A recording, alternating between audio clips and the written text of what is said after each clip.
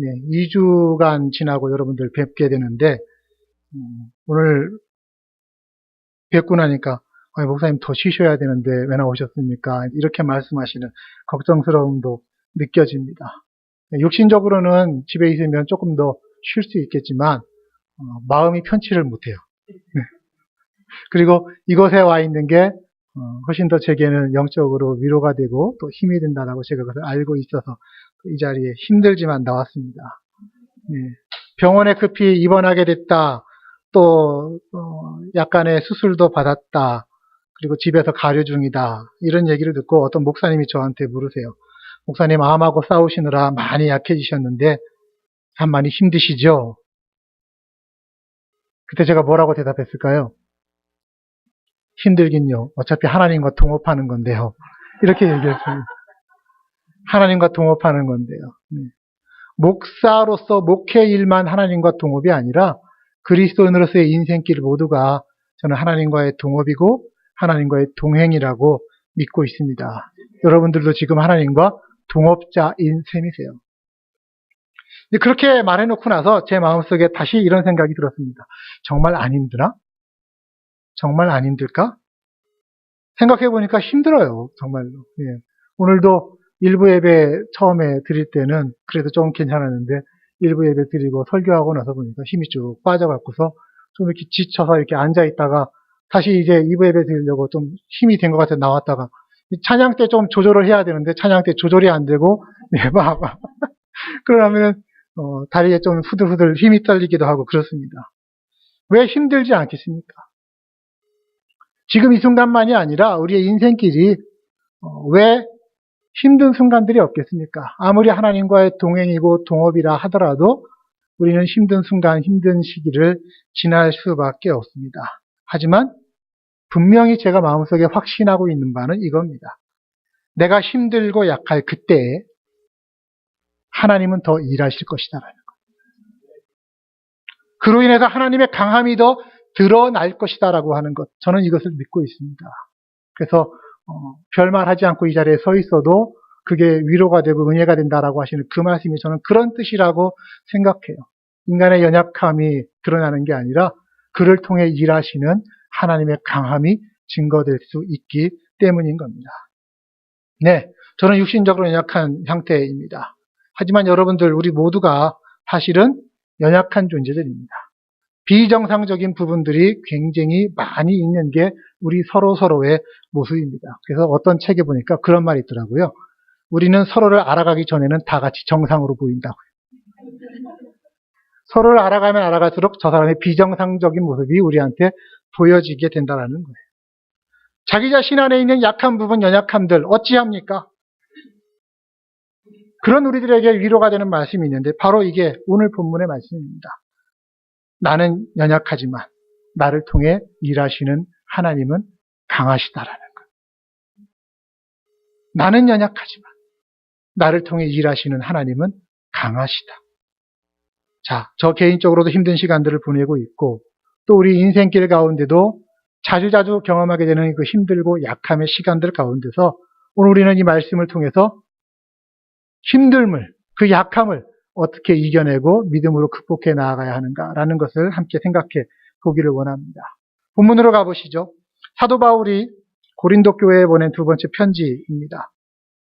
사도 바울은 외형적으로는 아주 강력한 지도자의 유형에 속해 있던 사람입니다.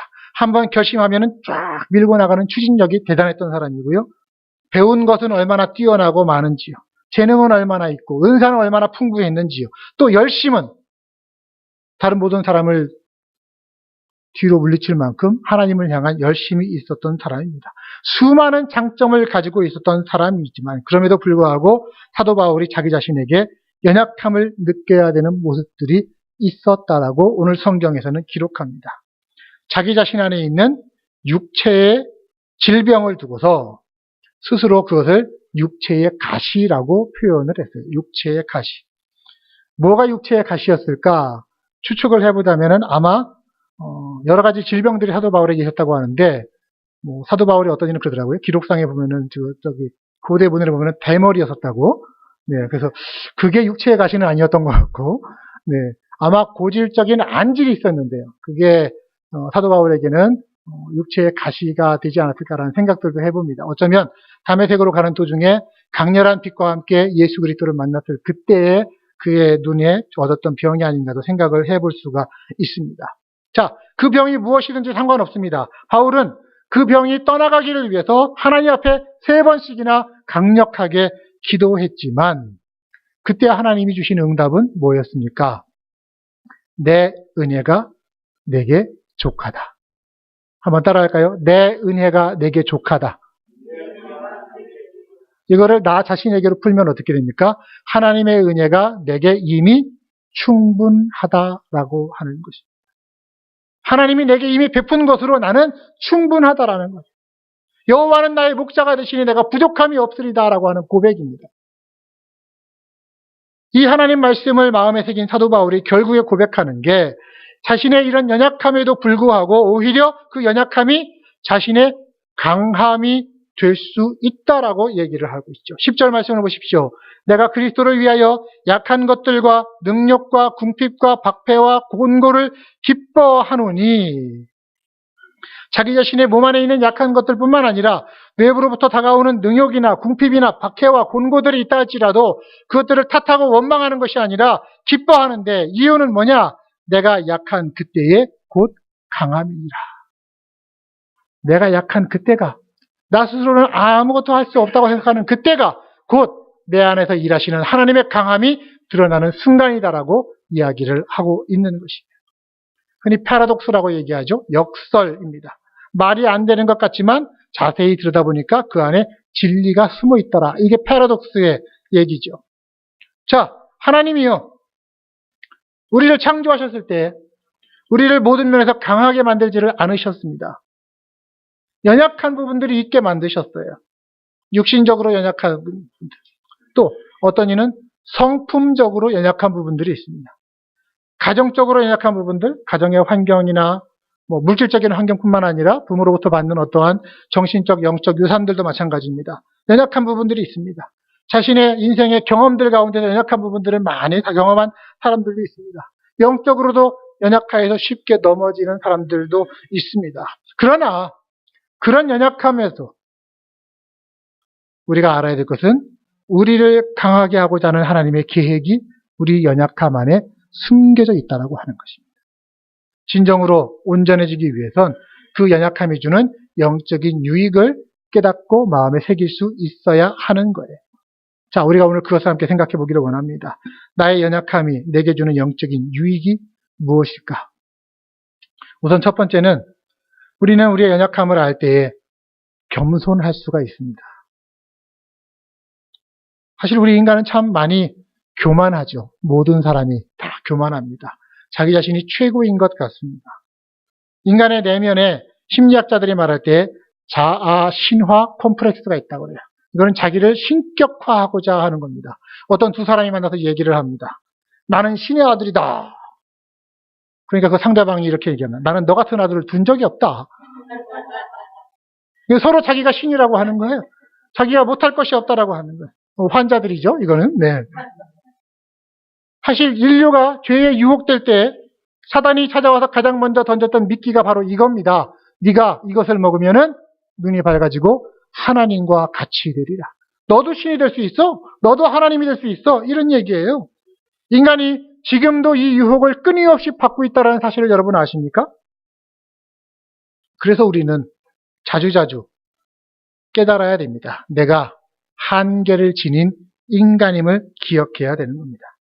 우리 한번 따라합시다. 하나님의 자리는 하나님께 내어드리고 인간은 피조물의 자리를 지키자. 네, 하나님의 자리는 하나님의 거예요. 우주의 왕이신, 나의 왕이신 하나님의 자리에 내가 스스로 올라앉으려고 하지 말고 그 자리는 하나님께 내어드리고 피조물인 나는 인간의 자리를, 청지기의 자리를, 종의 자리를 지켜나가야 된다라는 거예요. 저는 이것이 바로 우리 인간을 사랑하시면서도 우리 안에 고난을 허락하시는 하나님의 뜻이라고 볼 수 있다고 생각합니다. 우리로 하여금 교만하지 않기 위해서, 겸손하게 하기 위해서 하나님이 연약함을 주시는 거예요. 오늘 본문에 고백된 사도 바울의 연약함도 바로 그런 경우였습니다. 7절 말씀 보세요. 내가 받은 여러 가지 엄청난 계시 때문에 사람들이 나를 과대평가할지도 모릅니다. 그러므로 주께서는 내가 교만하지 않게 하시려고 내 몸에 가시를 주셨습니다. 네, 제가 방금 인용한 성경은 세번역 성경입니다. 여러분이 가지고 계신 건 개역 개정판이지만 표준 세번역이나 혹은 세번역이라고 하는 성경은 조금 더 쉬운 말로 우리에게 하나님 말씀을 전해주고 있는데요. 제가 아마 연말쯤 되면은 여러분들에게 한 가정에 하나씩 선물해 드릴 수 있지 않을까. 세번역 성경과 함께 비교해 보시면서 성경을 읽으시면서 좋지 않을까 생각합니다. 자, 뭐라고 얘기합니까? 내가 받은 여러 가지 엄청난 계시가 있는데 그것 때문에 다른 사람들이 나를 과대평가할지도 모르겠습니다. 그러므로 주께서는 내가 교만하지 않게 하시려고 내 몸에 가시를 주셨습니다. 사도 바울은 교만하자고 치면은 얼마든지 교만할 수 있었던 사람입니다. 영적으로는 더욱더 그랬어요. 천국에 이끌려갔던 사람이에요. 여러분 혹시 이 중에 천국에 가보신 분 계십니까? 아직 우리는 가야 할 때가 좀 남아있는 것 같죠? 네. 하지만 사도 바울은 육신으로 살아있음에도 불구하고 하나님의 나라 천국을 경험했던 사람입니다. 자, 자기가 경험했던 그 신비한 체험을 어떤 식으로 설명하는지 한번 보실까요? 1절. 무익하나마 내가 부득불 자랑하노니 주의 환상과 계시를 말하리라. 엄청나고 신비스러운 체험을 얘기합니다. 그때 보통 사람 같으면은 자자자 들어봐. 내가 말이야 하면서 이렇게 시작했을 건데 그게 아니라 바울은 무익하나마 부득불 사실 이게 다 쓸데없는 것이지만 내가 어쩔 수 없어서 이 얘기를 지금 합니다. 라고 하는 단어로 시작을 합니다. 2절 말씀 넣어보세요. 내가 그리스도 안에 있는 한 사람을 아노니 이는 14년 전에 셋째 하늘에 끌려간 자라. 한 사람 자기 얘기예요. 자기 얘기인데도 불구하고 그 사람이라고 표현하고 있는 것은 자기 자신을 내세우기 싫어서 그라고 하는 3인칭 대명사를 사용해서 설명을 하고 있습니다. 그러면서 말하기를 그가 자기 자신이 14년 전에 셋째 하늘에 이끌려갔었다. 3층 천이라고 얘기하죠. 여러분 셋째 하늘이 어딜까요? 유대인들은 자기들의 사고방식 가운데는 하늘이 세 단계로 나누어져 있었어요. 첫 번째 하늘은 새가 날아다니는 하늘입니다. 대기권을 얘기를 하는 겁니다. 둘째 하늘은 별들이 있는 하늘입니다. 즉 우주를 얘기하는 것이고요. 성경은 그것을 궁창이라고 표현을 합니다. 셋째 하늘은 바로 하나님이 거하시는 곳입니다. 성경은 하늘들의 하늘이라고 하는 표현으로 이것을 쓰고 있습니다. 그 세 번째 하늘에 하나님이 부르셔서 그를 데리고 올라가셨던 적이 있으시다. 그것이 바로 낙원이라고 하는 곳이에요. 낙원이 뭐예요? 주님 계신 곳 아닙니까?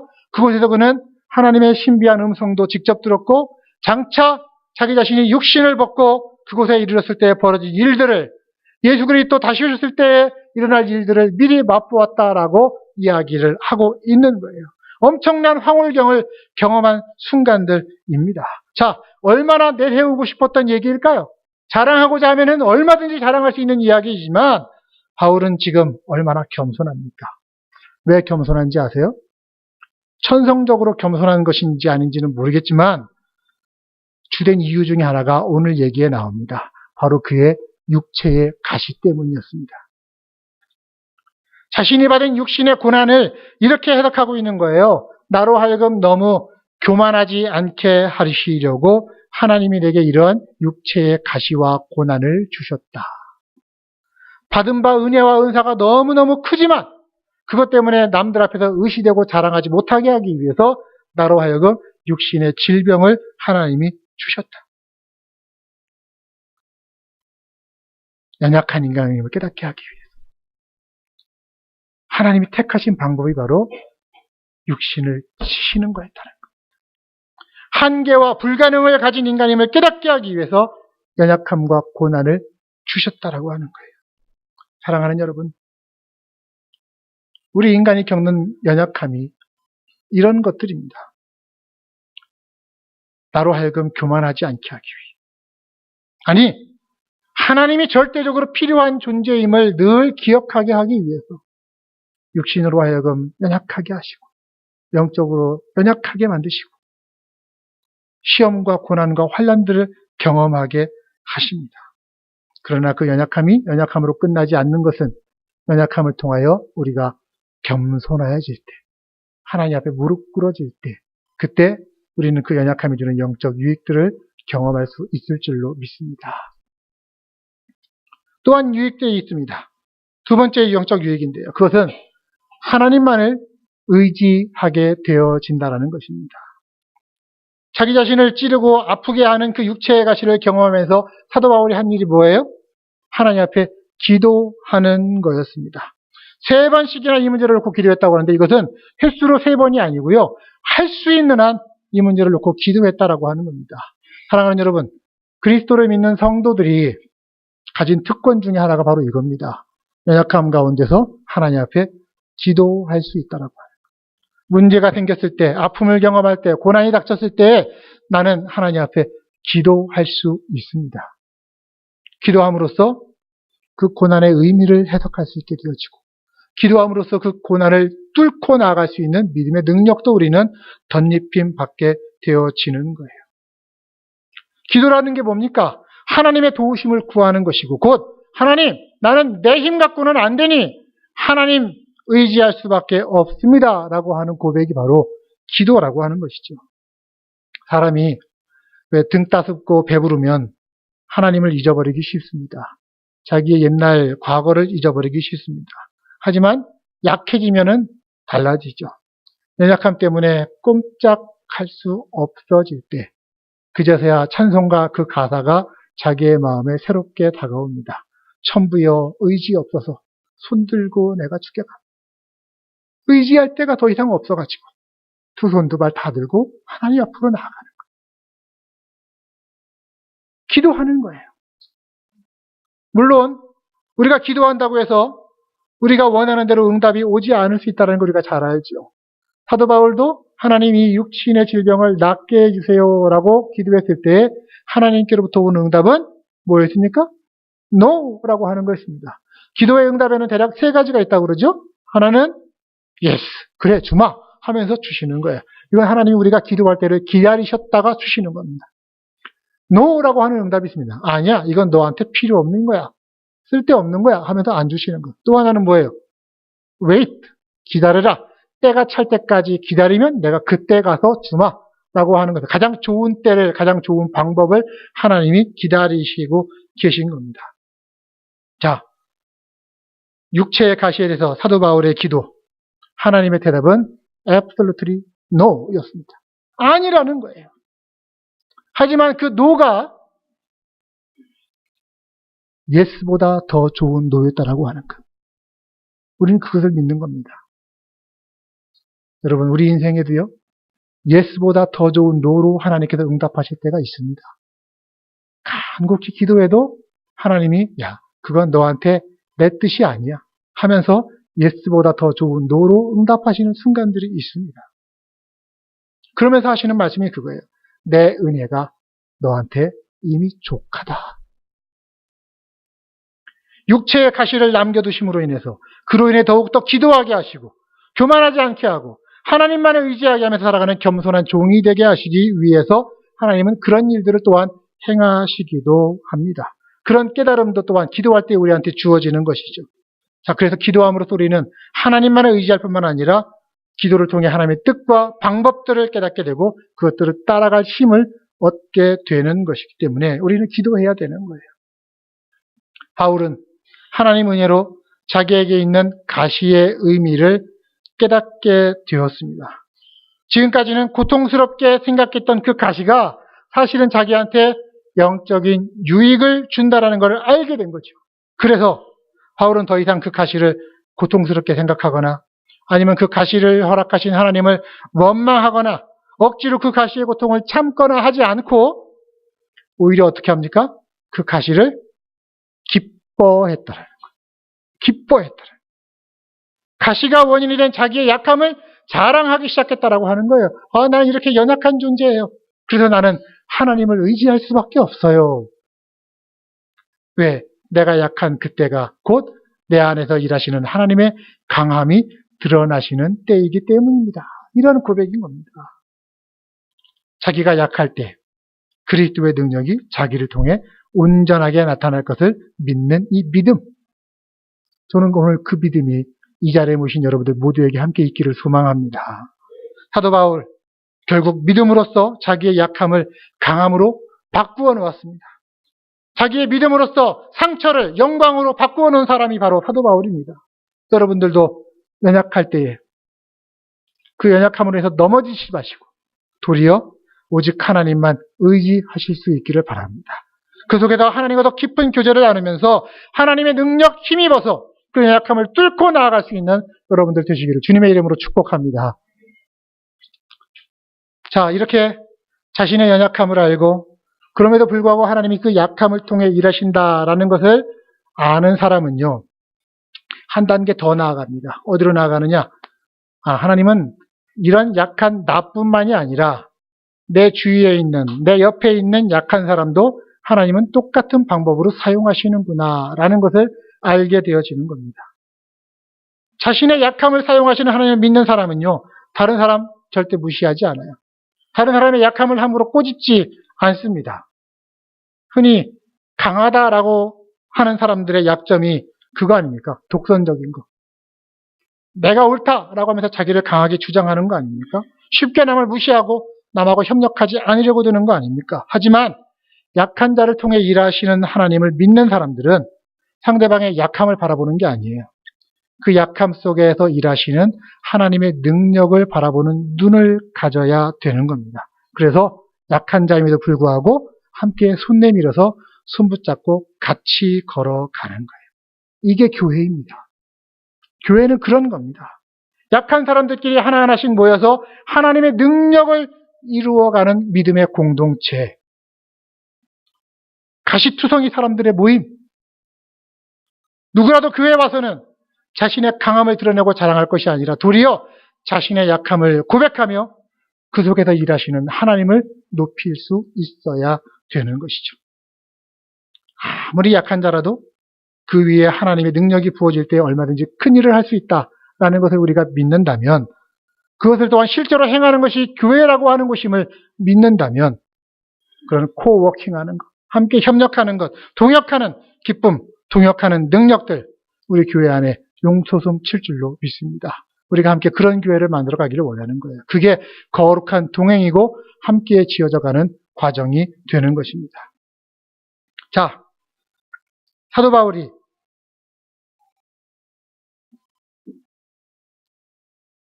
자기 안에 있으면서 자기를 괴롭게 하는 질병을 뭐라고 불렀다고요? 육체의 가시라고 불렀습니다. 바울만 육체에 가시가 있었던 사람이 아닙니다. 우리 안에도요, 우리 안에 가시가 있습니다. 크고 작은 가시들이 있습니다. 때로는 몽둥이처럼 아주 굵은 센 가시도 있고요. 때로는 아주 바늘처럼 날카롭고 비수 같은 가시들도 우리 안에 있습니다. 아니, 내가 예수 믿어서 구원받았는데 왜 아직도 내게 가시가 있을까? 아니요. 우리가 예수 믿는다고 해서, 구원받았다고 해서 갑자기 우리 옆구리에 날개가 생기고 우리가 천사처럼 되는 게 아니에요. 우리가 성결하게 되어지고 성화되어지고 온전하게 되어지는 것은 어느 순간적으로 되어지는 것이 아니고요.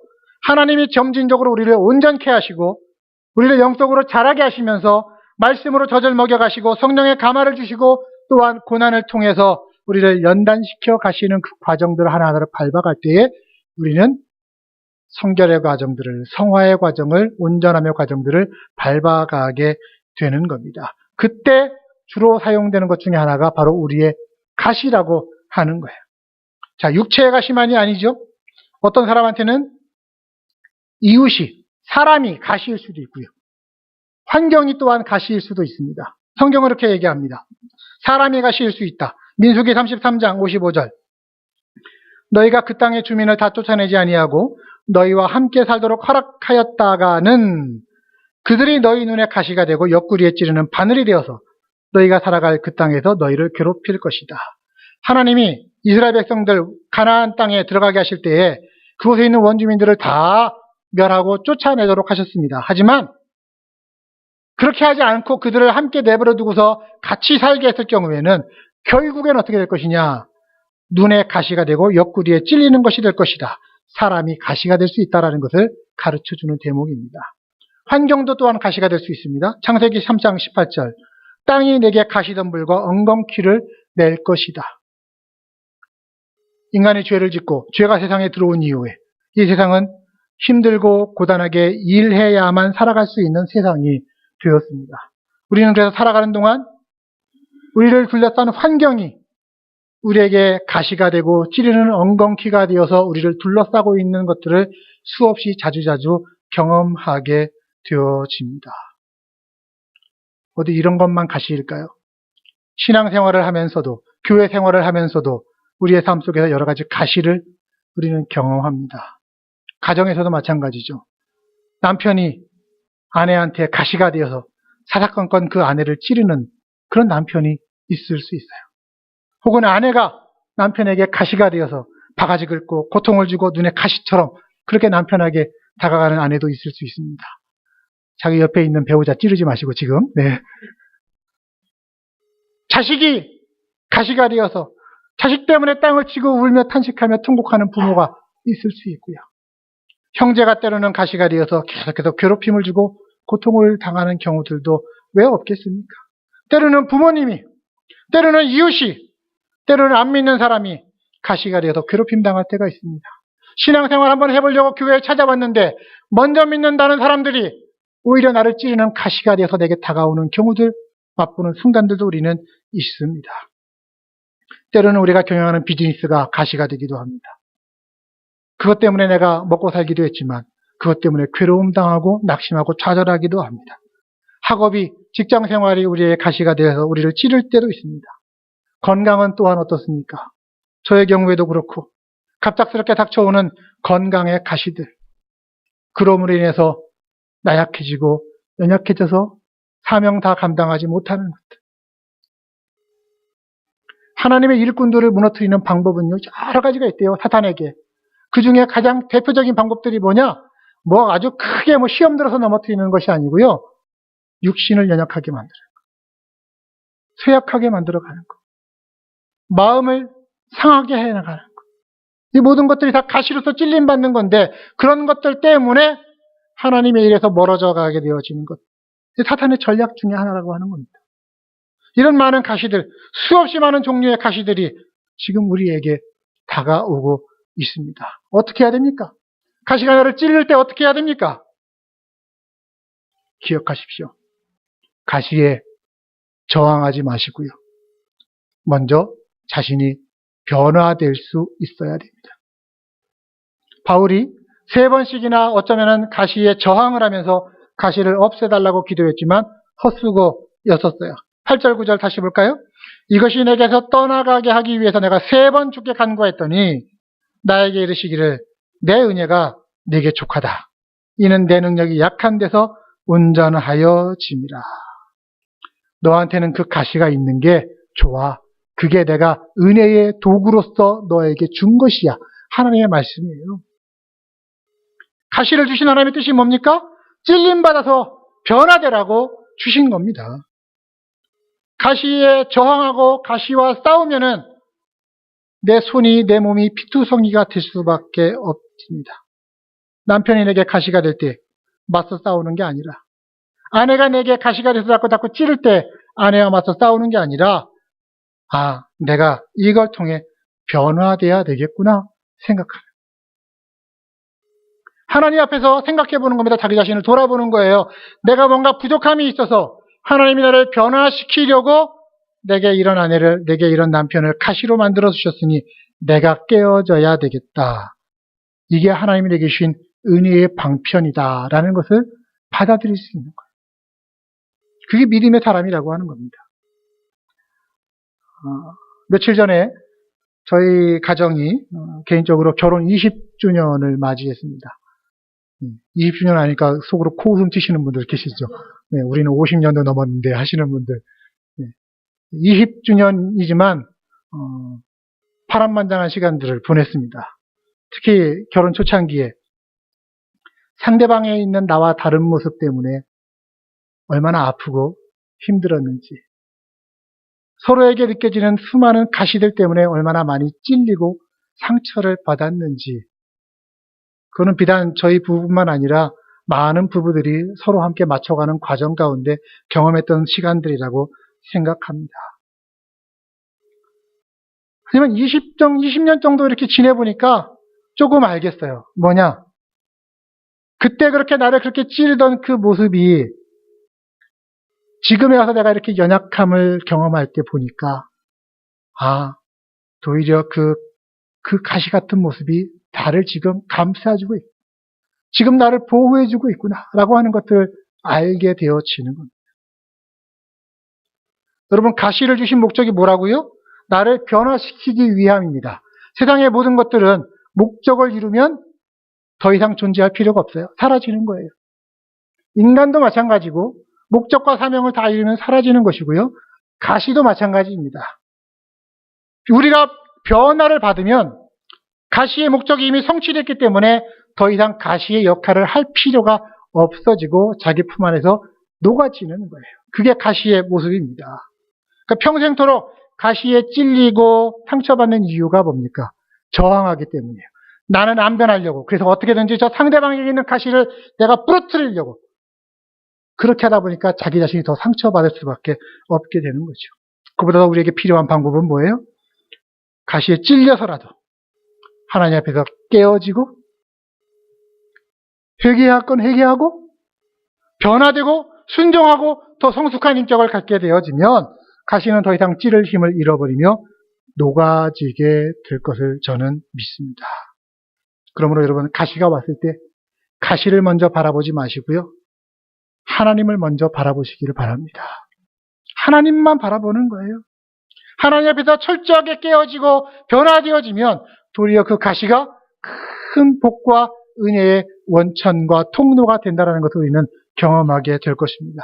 그 로마서 5장에 이런 말씀이 있지 않습니까? 환난은 인내를 낳고 인내는 연단을 낳고 연단은 소망을 이루는 줄을 우리가 알미니 그러므로 환난 중에도 즐거워할지어다. 환난 중에도 즐거워하라. 그것이 인내를, 연단을, 소망을 낳게 될 것이다. 그렇게 믿는 사람이 이 고백을 하는 거예요. 내 은혜가 내게 족하다. 하나님의 은혜가 내게 이미 넉넉합니다. 라고 얘기를 할 수 있는 겁니다. 자, 현재의 고난, 장차 우리에게 나타날 영광과 좋게 비교할 수 없다라고 성경은 우리에게 소망을 주고 있습니다. 내가 지금 당하고 있는 어떠한 가시와 고난이라 할지라도 하나님 앞에 이르렀을 때 내가 주께 드릴 수 있는 면류관 무엇이겠습니까? 이 땅에서 수고하는 것에 대한 상급의 면류관도 있겠지만 그것은 하나님이 내게 주시는 것이고요.